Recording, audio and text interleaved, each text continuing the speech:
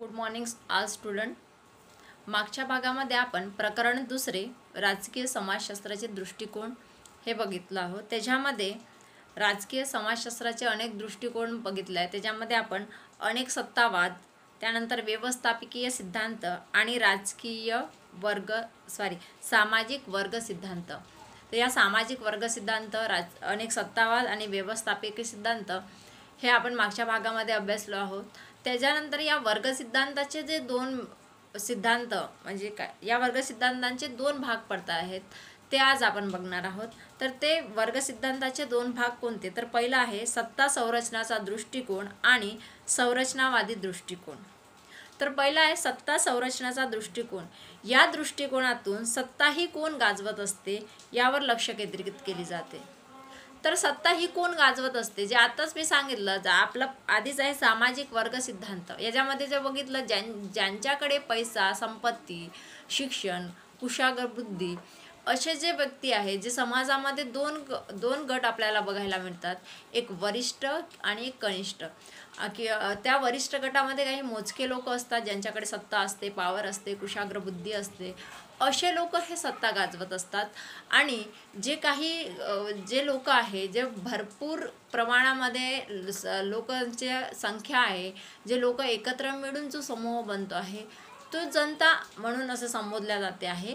आणि ही जे जनता आहे, या जनतेवरती हे सत्ताधारी वर्ग, जे अभिजन वर्ग आहे, हे वर्चस्व गाजवत असतात. तर म्हणजे सत्ता नेमकं कोणाकडे, तरी पण यांच्यामध्ये अभिजन जे असेल त्यांच्यामध्ये आपल्याला परस्पर वाद निर्माण होताना दिसते आहे. तर ही सत्ता कोणाकडे असते, कोणाकडे द्यायची आहे, याच्यामध्ये काही आपल्याला गट बघायला मिळतात, जे मी मागच्या भागात सांगितलं आहे. काही पक्ष आपल्याला बघायला मिळतात, अनेक पक्ष आहे, त्या अनेक पक्षामध्ये वाद निर्माण असते. आणि माझी सत्ता, याची सत्ता, मग आणि याच्यानुसार ज्याचा पावर जास्त, ज्यांच्या लोकप्रतिनिधीमधून ज्यांच्या पक्षाचे व्यक्ती जास्त निवडून आलेले आहे, जे आपल्याला माहीतच आहे की आपली लोकशाही पद्धती कशी आहे, ज्यांचं जे बहुमत असेल त्या बहुमताची, त्या पक्षाची सत्ता ही बसत असते. तर त्याचप्रमाणे ही सत्ता नेमकी कोणाकडे असते हे यांच्या थ्रू या सत्ता संरचनेच्या दृष्टिकोनातून अभ्यासला जात असते. त्याच्यानंतर आहे संरचनावादी दृष्टिकोन. तर याच्यामध्ये काय आहे की संरचनावादी दृष्टिकोनामध्ये भांडवलशाही व्यवस्था कशा पद्धतीने कार्य करते आणि कोणत्या क्षेत्राला राज्याला कार्य करावयास स्वतंत्र देते. म्हणजे काय, तर नेमकी भांडवलशाही जी व्यवस्था आहे ती कशा पद्धतीने कार्य करते आणि कोणत्या क्षेत्रात राज्याला कार्य करण्यास स्वतंत्रता देते आणि कोणत्या क्षेत्राला बंधन घालते याचे अध्ययन करत असते. तर नेमकं काय आहे की जी भांडवलशाही व्यवस्था आहे ती व्यवस्था कशा पद्धतीने कार्य करते आहे आणि कोणत्या क्षेत्रात राज्याला कार्य करण्यास स्वतंत्रता देते आहे याचा अध्ययन करत असते. तर या संरचनावादी दृष्टिकोनातून जी भांडवलशाही व्यवस्था आहे तर ही कशा पद्धतीने कोणत्या क्षेत्रात राजकीय व्यवस्था ही लक्षात दिली पाहिजे आणि कोणत्या क्षेत्रामध्ये लक्ष दिली नाही पाहिजे याचे स्वातंत्र्य देत असते. जे व्यवस्थापकीय सिद्धांताच्या माध्यमातून आपण सांगितलं आहे की काही व्यवस्थित जे आपण म्हणून विरोधी पक्ष, आपण आपल्या भाषेत सांगायचं झालं तर हे विरोधी पक्षही काही प्रमाणात असतात.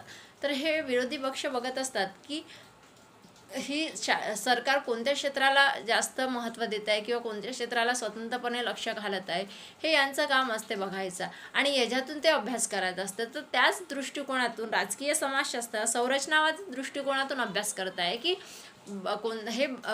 हे शासन आहे हे कोणत्या स्वतंत्रपणे कुठे अभ्यास करू शकते आणि कुठल्या भागात अभ्यास करू शकते आणि कशा पद्धतीने अभ्यास करू शकते हे याच्याकडे लक्ष दिले जाते.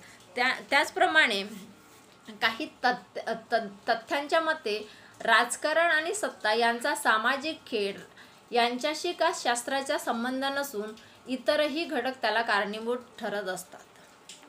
हे तेवढंच खरं आहे, कारण काही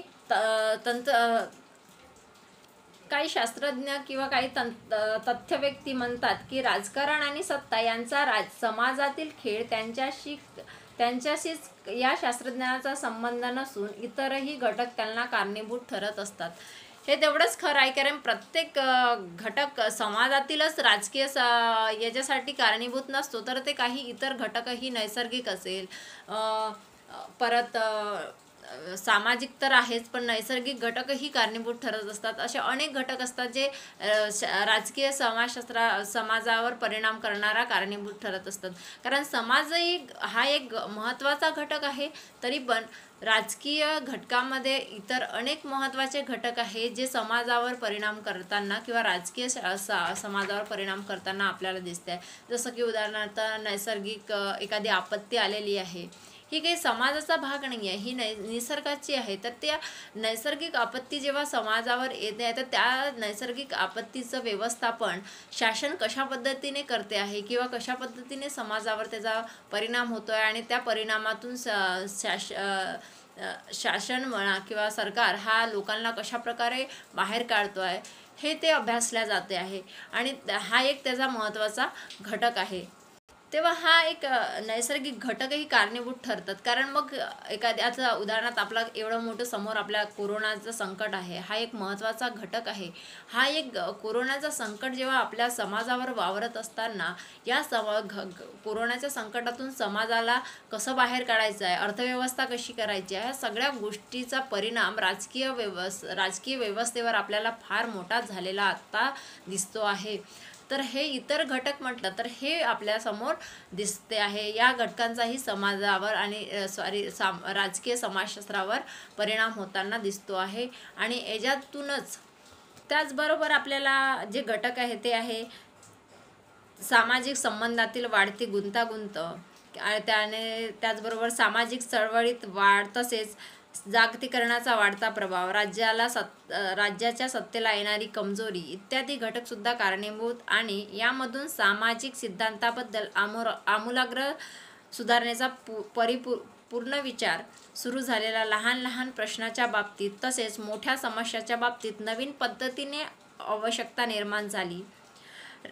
तर जेव्हा राजकीय सत्ता आणि समाज हाच या घटकाला कारणीभूत नसतो, तर त्यामध्ये परिवर्तन होण्यासाठी सामाजिक संबंधातील वाढती गुंतागुंत, सामाजिक चळवळीतील वाद, जागतिकीकरण आणि राज्याच्या सत्तेला येणारी कमजोरी आणि इत्यादी घटकसुद्धा कारणीभूत असतात.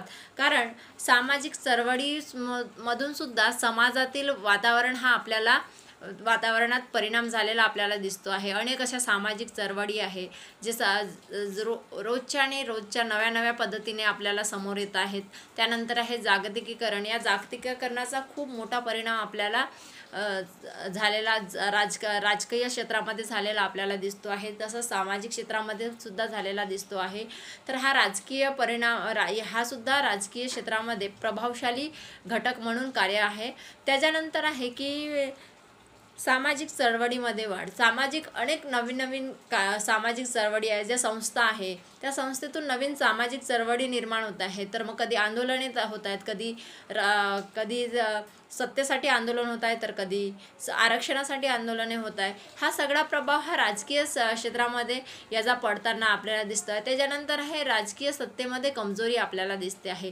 जसं आधीचं जेवढं राजकीय सत्ता ही प्रबळ उभी होती, तशी आता आपल्याला बघायला मिळत नाही आहे. कारण त्याच्यामध्ये सुद्धा आपल्याला फार मोठी अशी एकजुटीपणा आपल्याला जाणवत नाही आहे. याचा सगळा परिणाम हा राजकीय समाजावरती झालेला दिसतो आहे.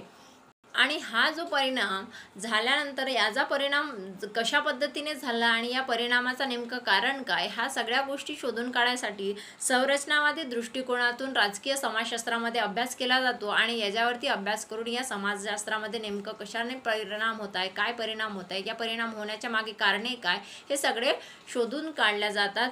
तर हे झाले राजकीय सामाजिक वर्ग सिद्धांतातील सत्ता संरचनाचा दृष्टिकोन आणि संरचनावादी दृष्टिकोन. त्याच्यानंतर यामध्ये राजकीय समाजशास्त्राच्या संदर्भात प्रामुख्याने 2 दृष्टिकोन मांडण्यात आले आहे आणि ते म्हणजे वर्तनवादी दृष्टिकोन आणि व्यवस्थापकीय दृष्टिकोन.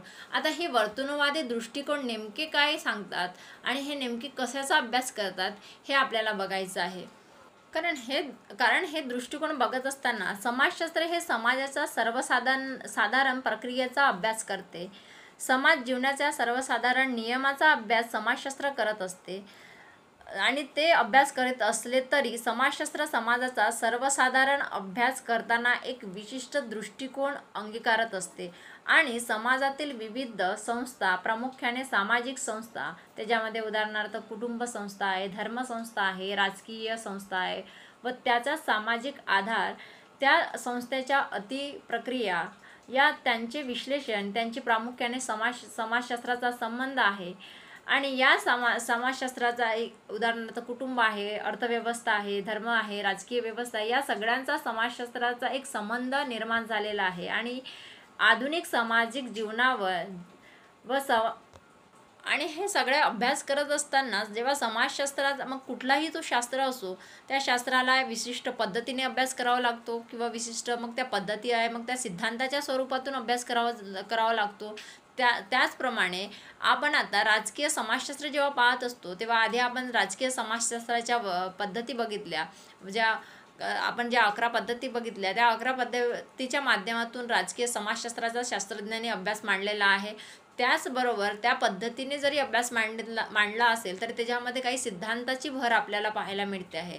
ते कुठले सिद्धांत आहे आणि त्या सिद्धांतातून नेमकं आपल्याला राजकीय समाजशास्त्रामध्ये काय कारण कुठलंही आपल्याला विधान करायचं असेल तर तो विधान सत्य आहे की नाही, किंवा की तो सत्य असेल तर तो कितपत सत्य आहे याची प्रतिकृती आपल्याला आधी बघावं लागेल. आणि ते प्रतिकृती बघत असताना आपल्याला व्यवस्थितपणे त्याचा अभ्यास करावा लागेल. आणि तो अभ्यास करत असताना विशिष्ट अशी सिद्धांताच्या स्वरूपात तो अभ्यास केला जातो आणि त्याच्यातून तो सिद्धांतातून जो काही अभ्यास केल्यावर आपल्यासमोर निष्कर्ष निघतो आहे, त्याच्यानंतर आपण त्या निष्कर्षातून समाजावरती काय परिणाम होतो हे सांगू शकतो आहे. त्याच्यामुळे राजकीय समाजशास्त्रामध्ये अभ्यास करत असताना आपल्याला 2 सिद्धांत आहे. ते एक आहे वर्तनवादी सिद्धांत, आणि ते वर्तनवादी सिद्धांत हे मॅक्स वेबरच्या यांच्या मतं त्याच्यामध्ये आपल्याला बघायला मिळते आहे. त्याच्यानंतर आहे व्यवस्थापकीय दृष्टिकोन. हे 2 सिद्धांत आपण उद्याच्या भागामध्ये बघणार आहोत. ठीक आहे, थँक्यू.